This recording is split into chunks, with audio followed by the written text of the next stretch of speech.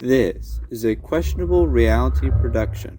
Hello, I'm Zander Crowns, and this is AP Post History. Now let's get started. Today we'll be covering topic 4.1, the early Dark Age. I find that most students and teachers actually enjoy the post-historical Dark Age, given all the weird antics people got up to during this time. For your frame of reference, the Dark Age lasted from 1231 PQS until 1557 PQS, when first contact happened. Now, let's set the scene here. There was no longer any of those major complex civilizations left for post-historians to fixate on, with the largest nations not being larger than 100,000 or so, really. Technological innovation stagnated, and in some regards may have regressed. But no one seemed to really care that much. There was just this universal desire to reset after all the centuries of turmoil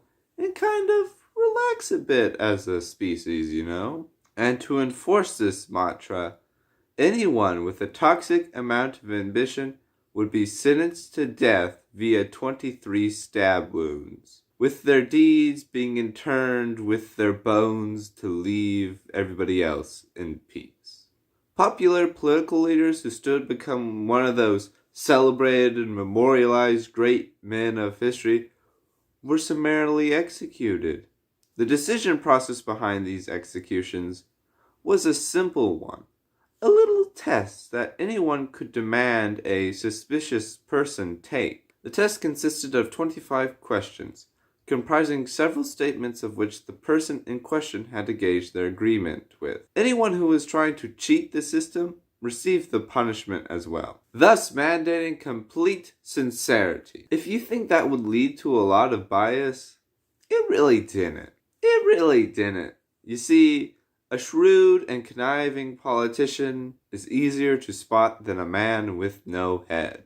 In fact, let's go to the History Makers segment and read a few selected questions from the post-historical record. Question 3 is, why geez, I am clearly part of a superior race of people and deserve dominion over those biologically inferior below me.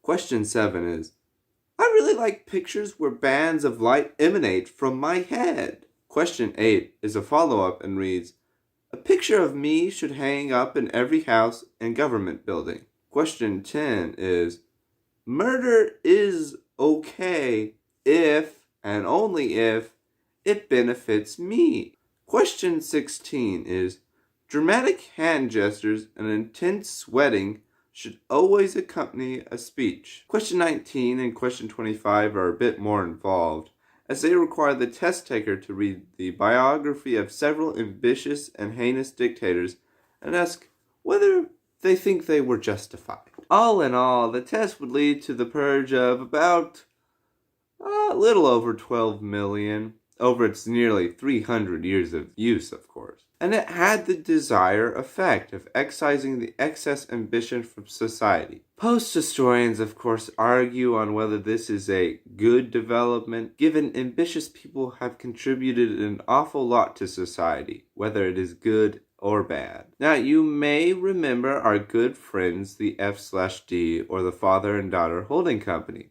that floats between existence and non-existence throughout post-history. Well, the Dark Age was certainly a time of their existence, and quite a pronounced one, with their presence being probably about the only uniting factor across this fractured society, with every kingdom and fiefdom at least having one F/D location, whether it be a supermarket or a discount auto parts seller. The F/D enjoyed a monopoly over this time period and became incredibly wealthy. They also administered the 23 stabs test. I think possibly the weirdest development of this time period was the odd trend across these small societies to dress themselves and fashion their villages in ways quite similar to ones of the historical medieval era. It was as if a Renaissance fair had conquered the earth, with castles, peasant clothing, and hatched roofs all the rage. Even in combat, they opted to use swords and arrows, despite guns being rediscovered for a long time.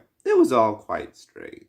And that's it. Topic 1 of Unit 4 is complete. If you want to find success in your post-history class and get 23 stabs for your ambition, which we all want, of course, consider subscribing and liking this video. My goal is to see each and every one of you get a 92 in your class and a 7 on the exam in Quintober.